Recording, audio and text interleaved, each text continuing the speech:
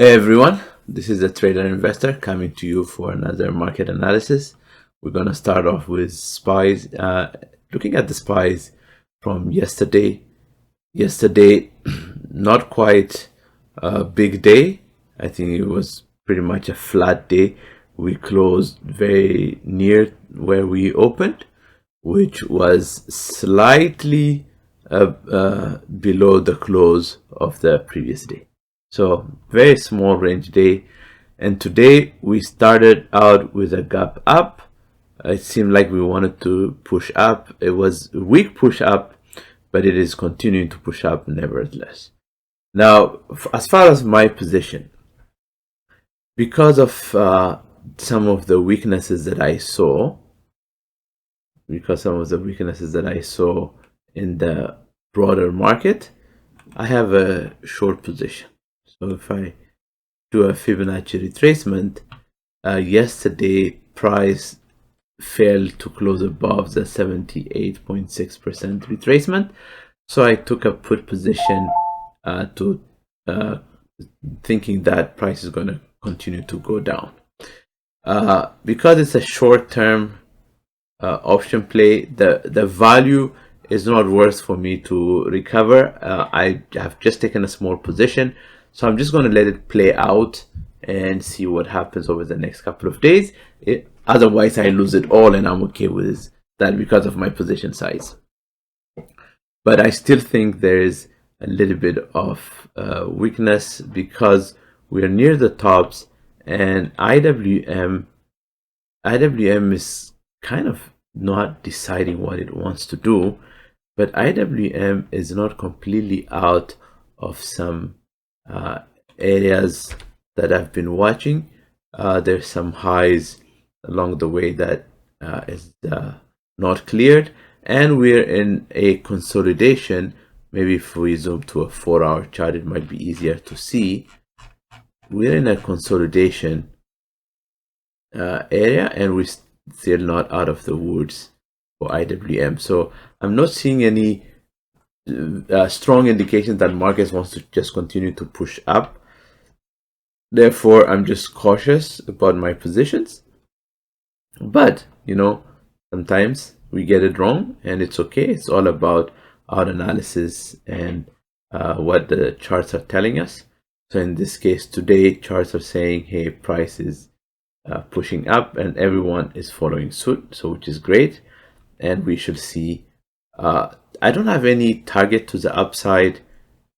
My only concern is we keep being extended, and as a result I just want to be a little bit cautious before I enter any position to the upside. How I'm taking advantage to the downside is I sell put options, and I'll tell you when I sell them. I just don't randomly sell them at this levels here. When price is pushing down like this, a significant amount, when price is making a significant amount push down, this is where I sell put position and capture the maximum premium possible. And then as price pushes up, sometimes I close those positions for 80%, 90% profit, or sometimes I just let it ride because I'm okay to get exercise if price comes back down here. But for now, this is how I'm taking advantage of them. So if you miss this, then your other opportunity was a couple of days ago on Tuesday, when price again pushed down. The premium increases, volatility increases, premium increases. That's when you want to sell. That's not when you want to buy. That is when you want to sell. You sell them, and then boom, you capture that move to the upside. So that's how I'm taking advantage of this market being extended right now. So I'm not in a hurry to enter call positions because of where the markets are. Now if IWM specifically makes a run back up and starts to claim some highs, if we start to claim these highs, right? Which we are, but by claim, I mean close above it, test it, and continue, because this is an area, and I will mark it here for us. This is an area for manipulation. This can be really manipulated. So if I say this is liquidity,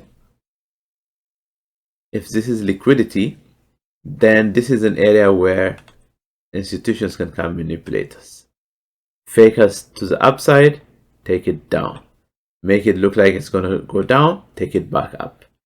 And for our entry is when we test this level, don't close below it, and resume.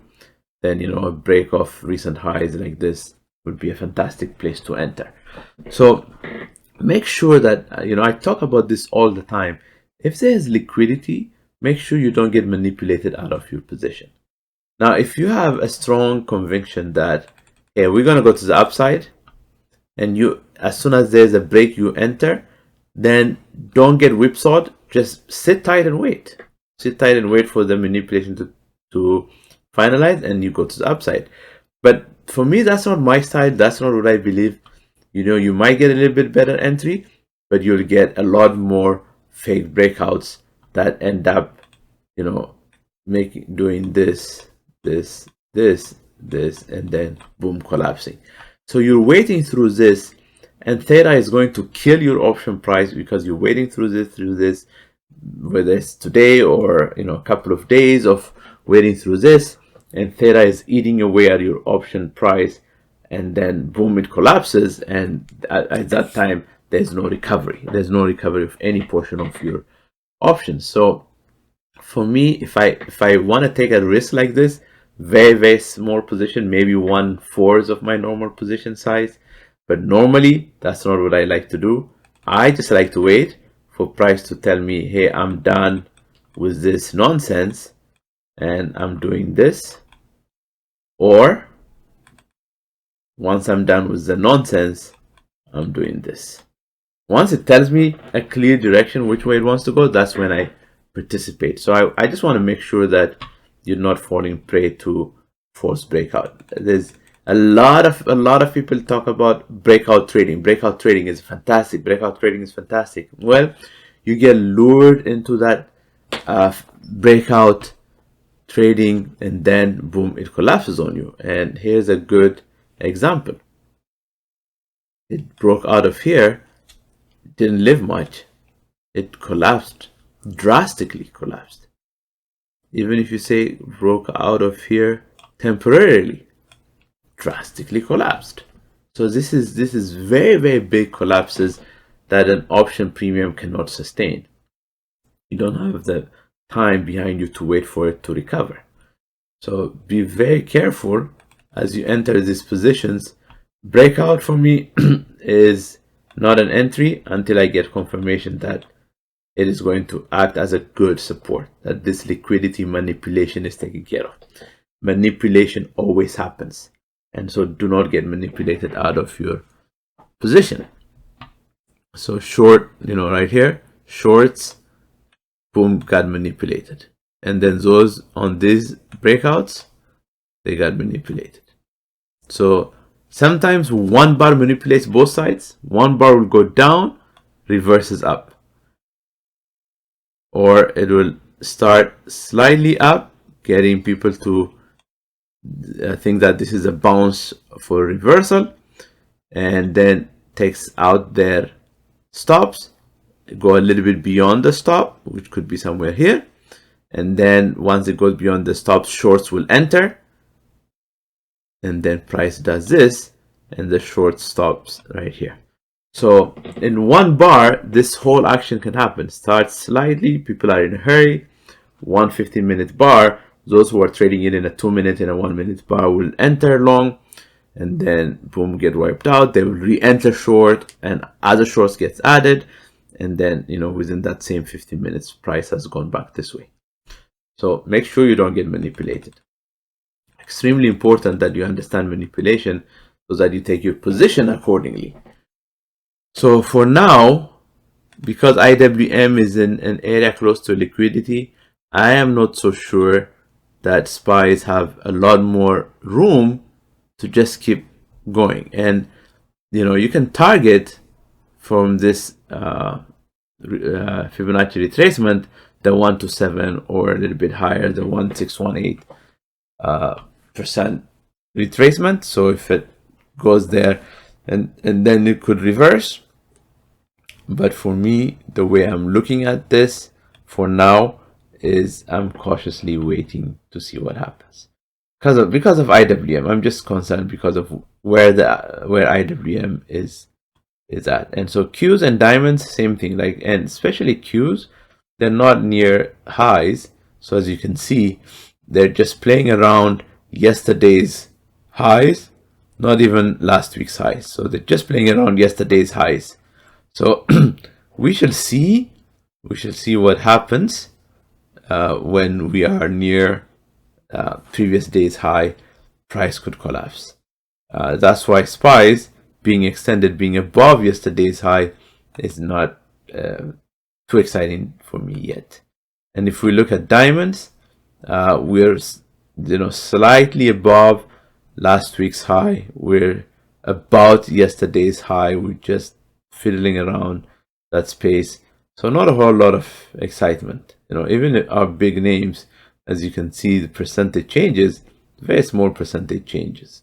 Very small percentage changes. So this is how the markets are setting up for today. No positions to enter for me. Nothing that shows me, hey, I have this great setup, I'm going to enter a position. I don't see any of that. To the downside, I want to start to see yesterday's 15-minute range broken, or the low of yesterday broken, the close of yesterday broken. None of that is happening. The other possibility, for if you're a little bit aggressive, if we test yesterday's high and reverse, we might attempt to get this dollar move back up here, right, $1.26, depending on your entry. So we might be tempted to do that. We will see what the markets are doing. For me, it's about patiently waiting. All right, everyone, take care, and I'll see you in the next video.